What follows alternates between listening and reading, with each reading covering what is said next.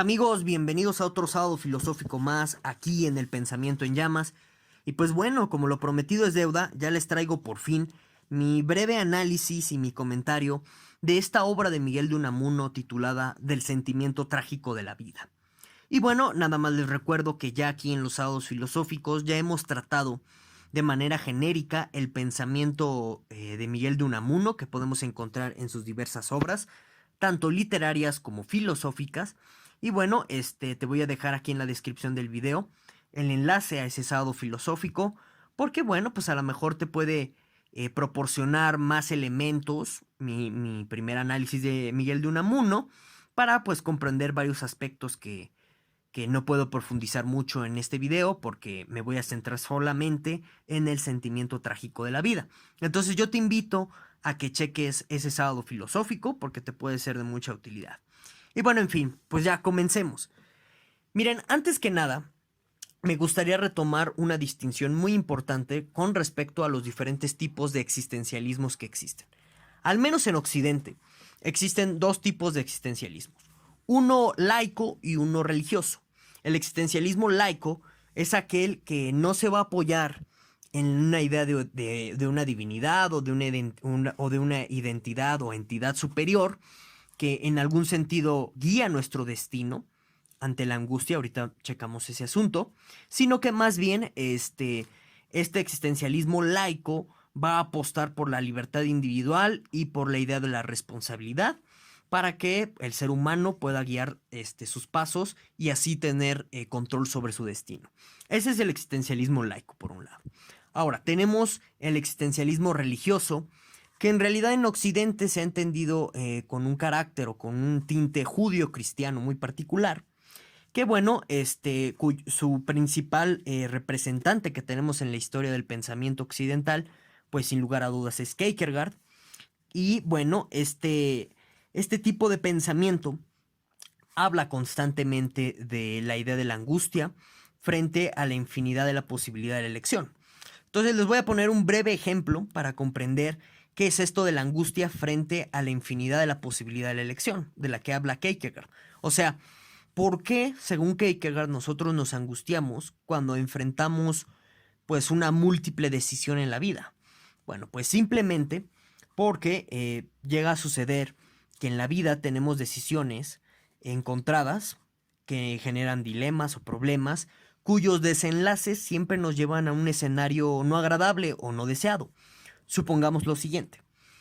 Ustedes cuando están viendo los videos del pensamiento en llamas o cuando están leyendo un libro de filosofía, qué sé yo, se les presenta a lo mejor el siguiente dilema, que es estudiar a profundidad filosofía o no estudiar a profundidad filosofía, o bien continuar con los estudios de la filosofía o dejarlos. Cada uno de los desenlaces al final de esta decisión trae un escenario desagradable. ¿Por qué? Porque a lo mejor si ustedes deciden no estudiar filosofía, puede que se queden con un gusanito que los va a inquietar toda la vida. Es ese gusanito o esa duda o esa chispa interior que te hace seguir cuestionándote de manera filosófica tu realidad. Es decir, en el sentido de por qué existimos, qué hacemos aquí, qué es el conocimiento, qué es la verdad. Y entonces si tú ignoras ese gusanito en determinado momento de la vida te puede carcomer. Entonces ese es un escenario pues no deseable, ¿verdad? Porque te lleva a sufrir. Y ahora del otro lado de la moneda tienes la decisión de seguir estudiando filosofía o de continuar con tus estudios filosóficos. Y ese escenario tampoco es del todo agradable porque conforme te vayas adentrando más en problemas filosóficos, tu vida se puede volver tortuosa, puede que tu cabeza esté llena de problemas, de dificultades, de estrés, si quieres verlo así, que no te van a permitir gozar de la vida como antes gozabas de ella antes de conocer a la filosofía o de adentrarte en ciertos temas de filosofía. Entonces ahí es donde tú vas a enfrentar la angustia de Kierkegaard, porque no sabes qué elegir. Esa es la angustia kierkegaardiana. Y ahora bien, dentro de este asunto de la angustia de Kierkegaard hay dos elementos importantísimos que permiten tanto solucionar el problema de la angustia en términos de Kierkegaard, ¿verdad? Es su solución. Y también para comprender el fundamento epistemológico o bien el por qué existe esta angustia de una manera más profunda. Entonces, la solución de Kierkegaard ante el asunto de la angustia es Dios. Porque Dios, de una manera mística, ¿sí? En Kierkegaard hay un pensamiento místico, te va a decir qué tienes que elegir. O sea, a pesar de que ambas elecciones te lleven a un escenario no agradable y por lo tanto no desees elegir nada, gracias a una especie de revelación mística, Kierkegaard ve que así puedes tú solucionar el problema de la angustia. Porque tu inmensa fe en Dios es más grande que tu angustia frente a la elección y eso te va a permitir continuar tranquilo en tu camino. Puede que no estés de acuerdo con Kierkegaard, puede que no creas en Dios, puede que sí creas en él. Todas esas cosas son respetables y no vamos a entrar en debate ahorita respecto a eso. Nada más les explico cómo Kierkegaard planeaba solucionar el tema de la angustia. Ahora, hay un fundamento detrás del tema de la angustia. Kierkegaard en realidad es un subjetivista extremo. ¿Por qué? Porque para Kierkegaard no existe esto como la objetividad, es decir, la idea de que hay un parámetro imparcial que no involucra nuestras opiniones, experiencias, prejuicios, etcétera, para que podamos evaluar las cosas. No, eso no existe para Kierkegaard, sino que para Kierkegaard, en virtud de que solamente tenemos acceso a nuestra experiencia individual, a nuestras vivencias, a nuestras opiniones, a nuestros prejuicios, solamente podemos construir conocimiento de la vida a partir de eso. Y ahora, ¿y por qué les menciono todo este mega chorote sobre Kierkegaard? Y ustedes se pueden preguntar, bueno, ¿y qué tiene que ver eso con Miguel de Unamuno? ¿Que no ibas a hablar de Unamuno?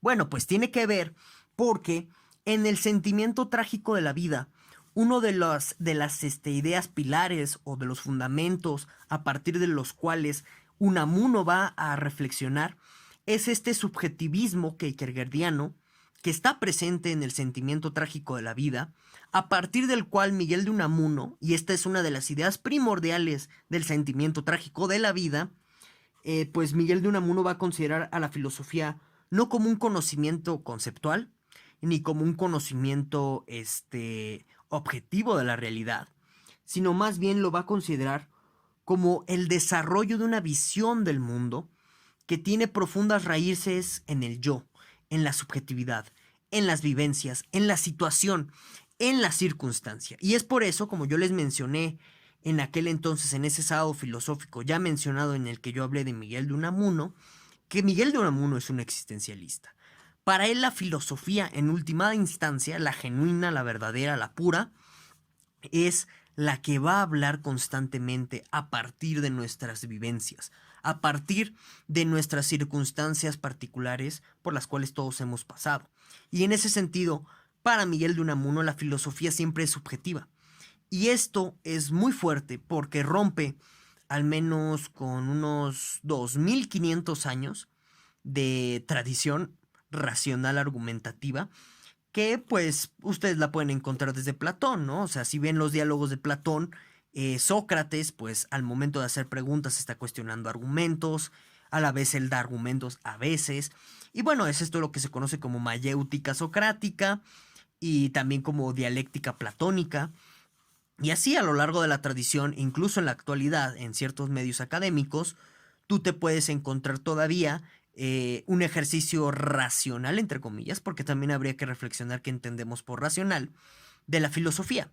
Entonces, en este sentido, Miguel de Unamuno rompe tajante y profundamente con pues, la tradición filosófica al momento de declarar que la filosofía para él es eso, un desarrollo personal del mundo, ¿sí? Entonces, aquí lo curioso en el sentimiento trágico de la vida es que él va a poner en dicotomía, en dilema, tanto vida como razón. Todo lo que es vital para Unamuno es profundamente irracional. Y esto es interesante porque, por ejemplo, esta idea ya también está presente en Kierkegaard. Justo también uno de los componentes de la angustia, hasta que no llega la revelación divina, pero sin revelación divina en Kierkegaard, uno vive angustiado justo porque no sabes qué hacer, dadas los infortunios que te esperan siempre que elijas cualquier cosa, vas a terminar en el mismo lugar de desgracias. Entonces, eso se vuelve también un componente de comprensión irracional del mundo.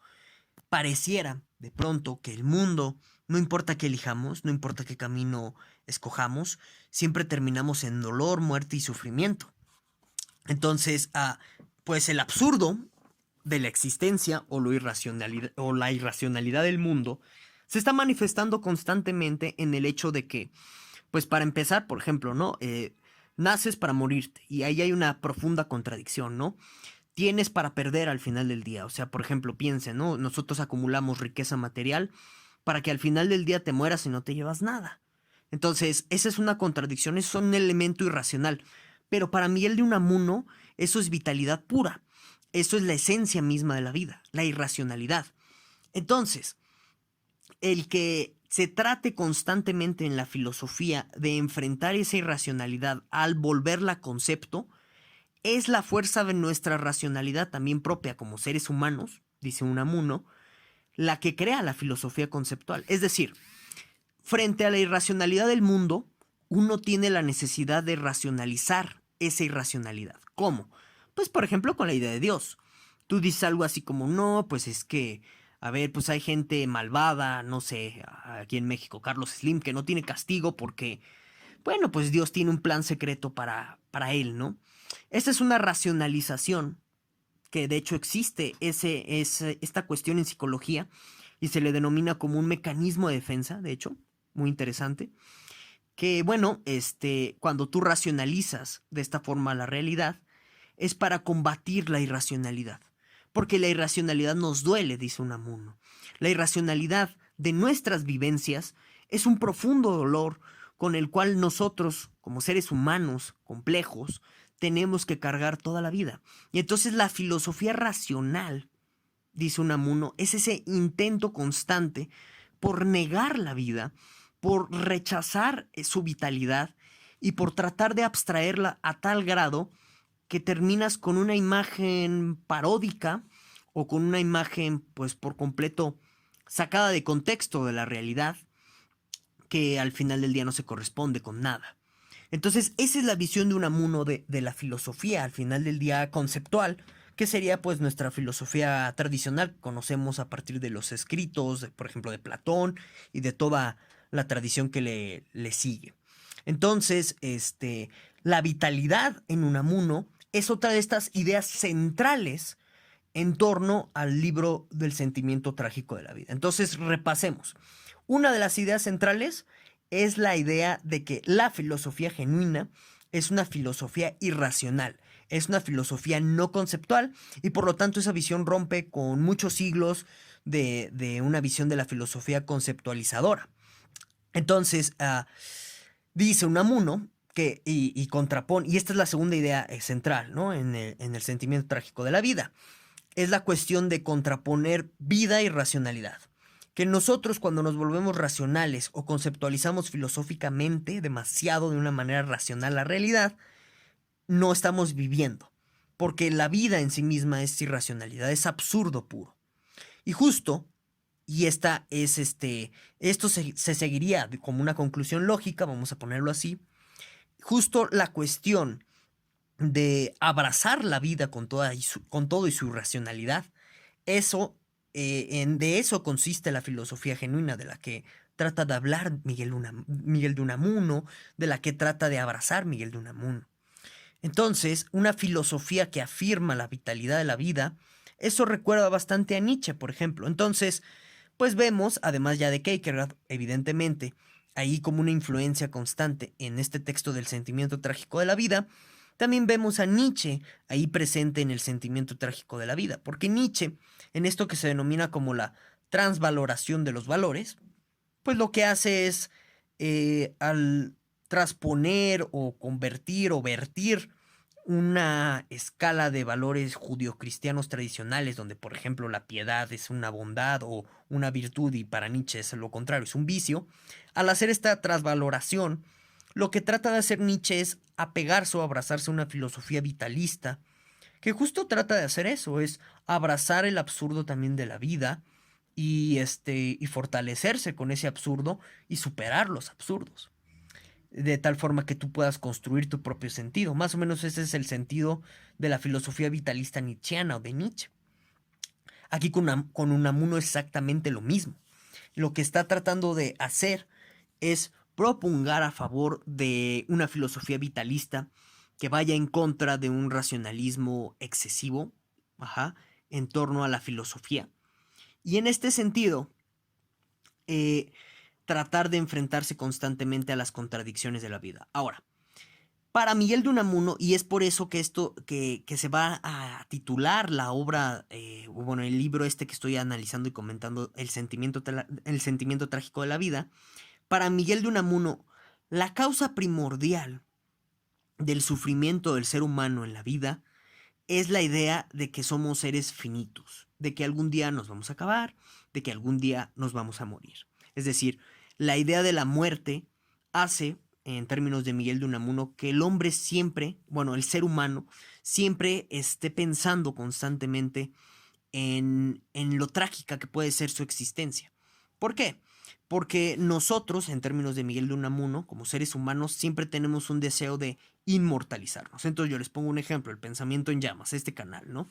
A la hora de que yo hago estos videos y que bueno, pues en algún sentido estos videos se van a quedar durante mucho tiempo en el canal y bueno, que a lo mejor si cuidan el canal con un debido mantenimiento, qué sé yo, algún heredero que yo deje, designado así, pues bueno, este canal va a trascender mi muerte, ¿no? Entonces, en ese sentido, pues detrás del pensamiento en llamas hay un deseo de inmortalidad.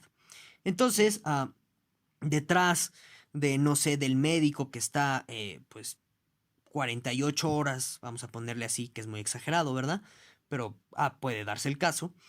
Detrás del médico que está 48 horas atendiendo a la gente enferma en un hospital, pues detrás de eso a lo mejor hay un deseo de inmortalidad. ¿Por qué? Pues porque implica una ansia de reconocimiento y ese reconocimiento a lo mejor se va a traducir en una de estas plaquitas que pues, vemos, ¿no? En los hospitales pegadas de en homenaje a fulano de tal y en homenaje de bla, bla, bla, ¿no?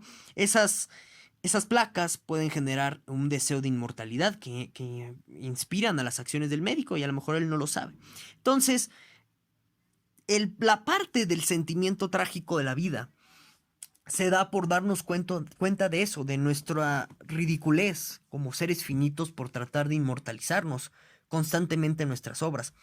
Entonces, en el libro del sentimiento trágico de la vida incluso hay un análisis de Miguel de Unamuno del acto sexual en un sentido pues existencialista, como este es muy poético, yo diría, ese ensayo, bueno, esta parte del ensayo, porque a mi perspectiva lo que está tratando de decir ahí Miguel de Unamuno es que justo en el acto sexual mismo, al momento de ser tan fugaz, ¿no? Porque pues es un tiempo limitado de placer al final del día, hay un deseo constante de perpetuarnos en la mirada de la pareja, en el cuerpo de la pareja, trascender a la pareja misma, trascenderte a ti mismo en el éxtasis del placer sexual.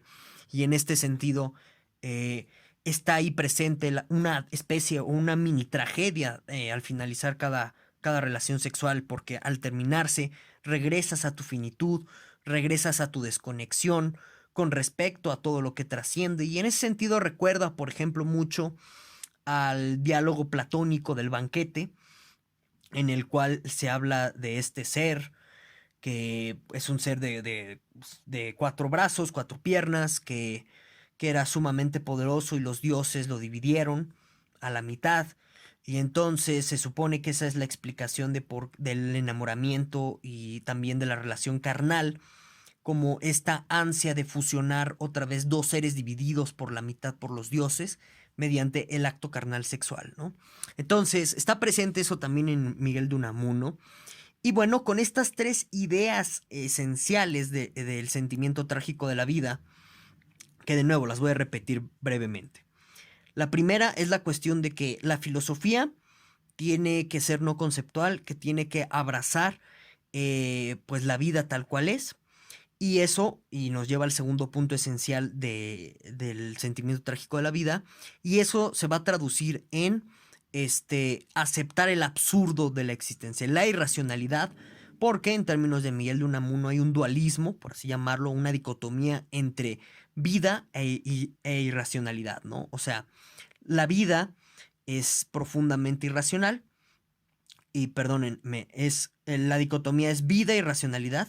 Y bueno, la vida es profundamente irracional y la racionalidad, la filosofía racional especialmente, de eso está hablando Miguel de Unamuno, trata constantemente de conceptualizar lo irracional, buscarle una explicación y en ese sentido trata de que la vida no sea vida. Entonces, esa es la segunda idea esencial en el sentimiento trágico de la vida. Y la tercera, por la razón por la cual la obra se titula así, es que el sentimiento trágico de la vida se origina de darnos cuenta de nuestra finitud, de que nosotros, al ser seres finitos, siempre queremos inmortalizarnos en nuestras obras, ya sea haciendo un canal de YouTube, ya sea escribiendo un libro, ya sea incluso en términos de Miguel de Unamuno en las relaciones sexuales, ya sea haciendo grandes obras de caridad, etcétera. Siempre queremos inmortalizarnos, queremos vencer nuestra finitud y al no lograrlo ahí es donde viene la tragedia. Y quizás aquí vale la pena ser un poco más puntuales en el término de tragedia, o sea, ¿qué es la tragedia? En su sentido canónico tradicional, la tragedia es aquel género en el cual uno de los protagonistas siempre muere. Entonces, por eso es un sentimiento trágico el de la vida, el darse cuenta que somos finitos y que todas nuestras pretensiones, al ser intentos de trascender nuestra finitud, nuestra mortalidad para alcanzar la inmortalidad, y darnos cuenta que al final del día nos tenemos que morir. De ahí viene el epíteto o el adjetivo de trágica, de ser un sentimiento trágico. Que al final del día ese sentimiento trágico, en términos de Unamuno, se va a transfigurar en el arte. Entonces, para Unamuno, el arte es un canalizador, liberador de estos sentimientos trágicos de la vida. Y esto recuerda bastante a Schopenhauer. Schopenhauer, por ejemplo, veía en el arte, particularmente en la música, un medio para canalizar todas las fuerzas de dominación de la voluntad. Y en este sentido, en la música uno puede incluso experimentar a la voluntad. Es un tema muy interesante. Si quieren un sábado filosófico al respecto, pues díganmelo en los comentarios. Y pues bueno, aquí cabe recordar algo muy esencial que yo mencioné ya en el aludido sábado filosófico sobre Miguel de Unamuno, que es la cuestión del quijotismo. Recordemos que Miguel de Unamuno es un quijotista, más no un cervantista, hay una diferencia muy importante ahí. Y bueno, ser un quijotista significa que tú, en algún sentido, consideras que la obra del Quijote de Miguel de Cervantes tiene un mensaje ya sea ético, ya sea existencialista muy profundo con respecto al sentido de nuestros actos. Entonces, por ejemplo, Borges, Sábato, García Márquez, Cortázar, Schopenhauer, Nietzsche, tienen ciertas lecturas muy particulares del Quijote. Y Miguel de Unamuno no es ninguna excepción. De hecho, él es un luterano, un culterano más que nada, con respecto a la obra del Quijote. Tiene muchos libros del Quijote. Me gustaría hacer un sago filosófico de alguna de sus obras del Quijote. Entonces, si quieren, ya saben, díganmelo aquí en la caja de los comentarios. Pero bueno, entonces, lo que quizá más admire Miguel de Unamuno de la obra del Quijote de Cervantes es esta dualidad que existe entre el propio Quijote y Sancho Panza. Recordemos que al final del día, en la obra de Don Quijote, Sancho Panza representaría algo así como un elemento racional, de tal suerte que siempre le está indicando al Quijote cuál es el camino adecuado a seguir o cuál es la manera idónea para tratar de racionalizar la existencia que está rodeando a los personajes del Quijote. Recordemos que incluso hasta Sancho Panza, se burla del propio Quijote por estos anhelos irracionales de alcanzar ciertos ideales heroicos de la caballería, etcétera, ¿no? Mientras que el Quijote es la personificación de ciertos elementos idealistas en el sentido coloquial de la palabra idealista. Y entonces, pues toda persecución de un ideal al final del día es un proyecto irracional al final de cuentas. ¿Por qué? Pues porque vamos a ponerle así, ¿no? Yo con el pensamiento en llamas, ¿no? O sea, yo veo de pronto que hay canales, no sé, de YouTube, de filosofía de evangelio, ese tipo de cosas, que tienen miles de reproducciones y que tienen miles de suscriptores, etcétera. Bueno, ahí lo más racional que sería, pues, ¿sabes qué? no hagas ese canal de YouTube. ¿Por qué? Pues porque no le vas a ganar ese canal de la filosofía de Evangelion. No le vas a ganar a canales de filosofía en 30 segundos. No, no lo vas a hacer. Entonces, tu proyecto de divulgación, de compartir ideas filosóficas, se va a caer.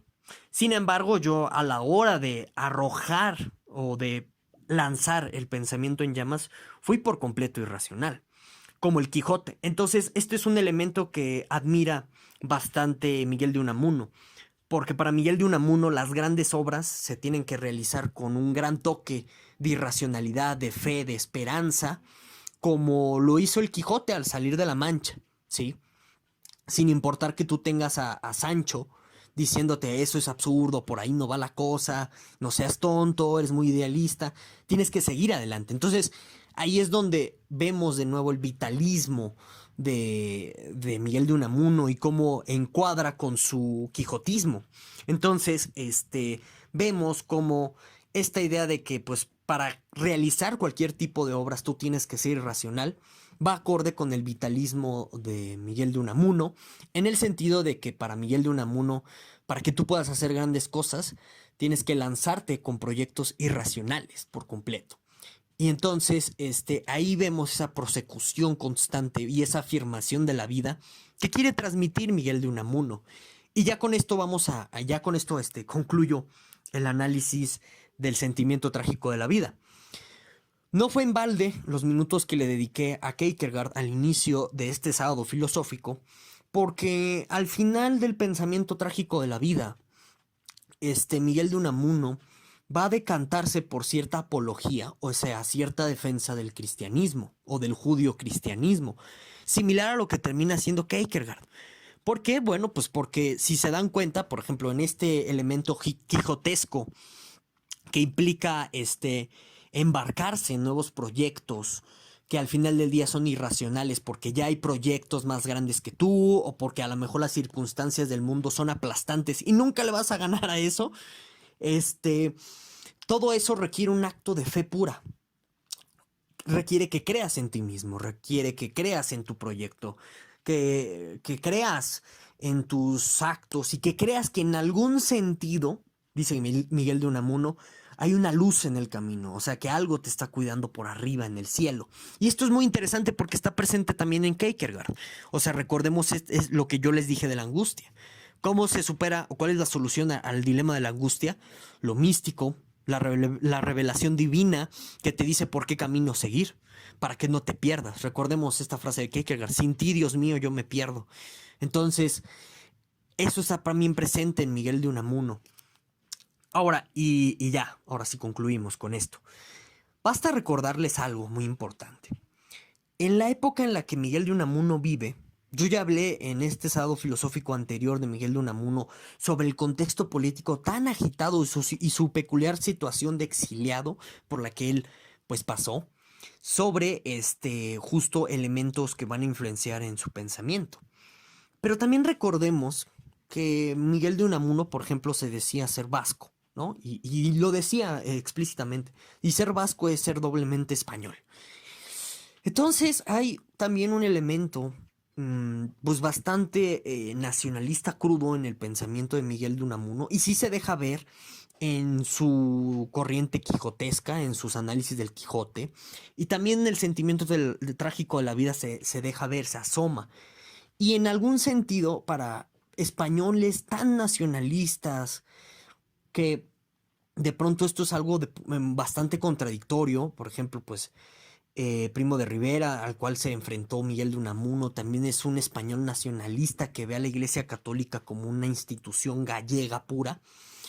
También lo va a ver así Franco, al catolicismo como una institución española pura, dentro de su discurso nacionalista. Miguel de Unamuno también cae en eso, o sea, termina por ver a la Iglesia Católica como una institución propia de España. Y entonces también en este sentimiento, en este vitalismo del cual está hablando Miguel de Unamuno, hay una reafirmación constante de cierta identidad española. Que vamos, es un tema que por ejemplo está presente en Ortega y Gasset, que está presente en pues en la generación del 20 y que está presente en otros poetas, artistas y literarios. Y bueno, pues sin más, esto es todo por este sábado filosófico. Espero que les haya gustado mi análisis. Díganme qué piensan aquí en la caja de comentarios. Y pues bueno, sin más, nos vemos hasta la próxima.